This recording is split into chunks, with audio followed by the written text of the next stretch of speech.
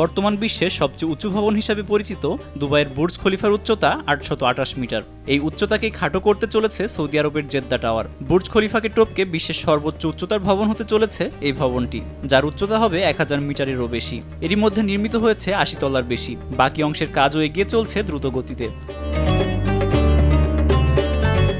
একসময় kingdom tower নামে পরিচিত জেদ্দা টাওয়ারটি 2028 সালের মধ্যে সম্পন্ন হওয়ার কথা রয়েছে। দুবাইয়ের বুর্জ খলিফার কাছ থেকে বিশ্বের সবচেয়ে উঁচু ভবনের খেতাব ছিনিয়ে নিতে সৌদি আরবের এই উদ্যোগের অংশ হিসেবে প্রকল্পটি বাস্তবায়ন করা হচ্ছে। নির্মাণ শেষ হলে এটি বিশ্বের প্রথম ভবন হিসাবে 1 কিলোমিটার উচ্চতায় পৌঁছাবে, যা হবে বুর্জ খলিফার চেয়েও 172 থেকে 180 মিটারের বেশি। এছাড়া 2 কিলোমিটার উচ্চতারও একটি ভবন নির্মাণের পরিকল্পনা রয়েছে সৌদির, যার নাম হবে রাইস টাওয়ার।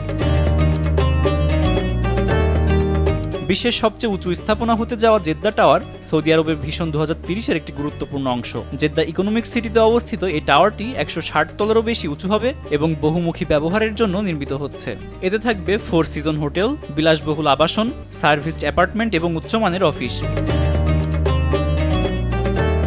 এর সবচেয়ে আকর্ষণীয় বৈশিষ্ট্যগুলোর একটি হলো আকাশছোঁয়া পর্যবেক্ষণ ডেক, যেখান থেকে লোহিত সাগর ও নিচের বিস্তৃত দৃশ্য উপভোগ করা যাবে। বুর্জ খলিফার কো ডিজাইনার অ্যান্ড্রিয়ান স্মিথের নকশায় নির্মিত টাওয়ারে মরু জলবায়ু উপযোগী উন্নত শীততাপ নিয়ন্ত্রিত ব্যবস্থা অন্তর্ভুক্ত করা হয়েছে। টাওয়ারটিতে প্রতি সেকেন্ডে 10 মিটারেরও বেশি গতিতে চলতে সক্ষম উচ্চগতির লিফট স্থাপন করা হবে। জেদ্দা টাওয়ারটির প্রাথমিক ব্যয় ধরা হয়েছে $1.2 বিলিয়ন বেশি।